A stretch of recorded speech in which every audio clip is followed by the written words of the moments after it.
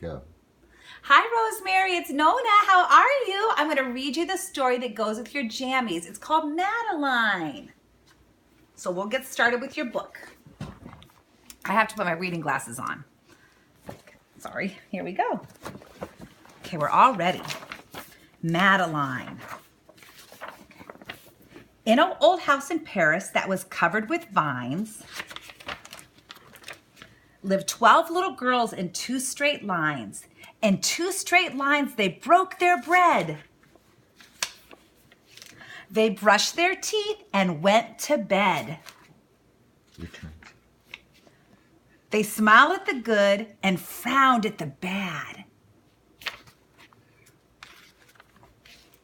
And sometimes they were very sad. They left the house at 9:30 in 2 straight lines. In rain or shine. The smallest one was Madeline. She was not afraid of mice. Do you see Rosemary? She's pointing at the mice. She loved winter, snow, and ice, just like when you were with your daddy and he was pushing you on the shovel.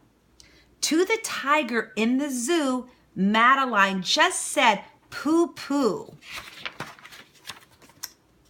And nobody knew so well how to frighten Miss Clavel.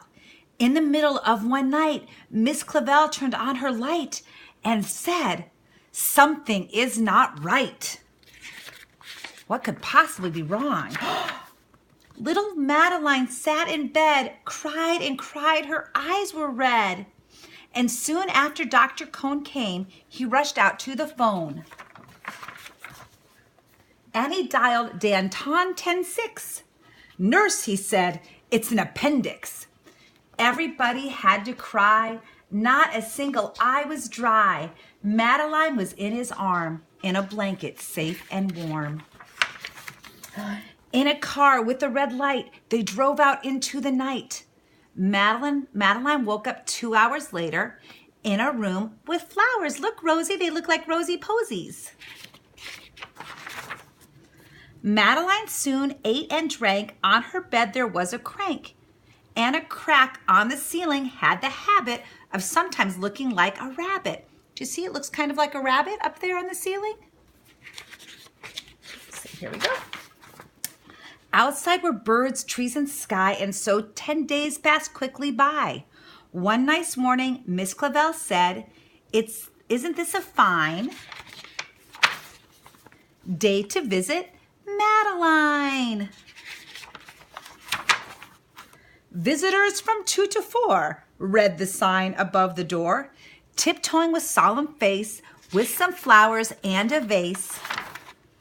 In they walked and then said, "Ah," when they saw the toys and candy in the dollhouse from Papa. Look at all the presents Madeline received. But the biggest surprise by far, on her stomach was a scar. "Goodbye," they said, "we'll come again." And the little girls left in the rain. Do you see Madeline waving? Bye-bye, bye-bye. They went home and broke their bread, brushed their teeth, and went to bed.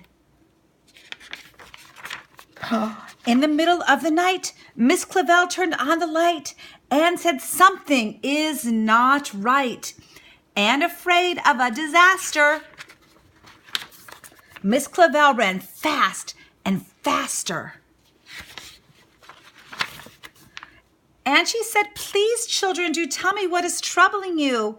And the little girls cried, "Boo-hoo! We want to have our appendix out too." Can you believe that? They want their appendix out.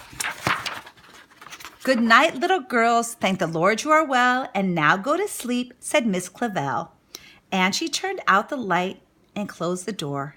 And that's all there is. There isn't any more. I hope you like your story, Rosemary. It goes with your jammies. I love you. Good night.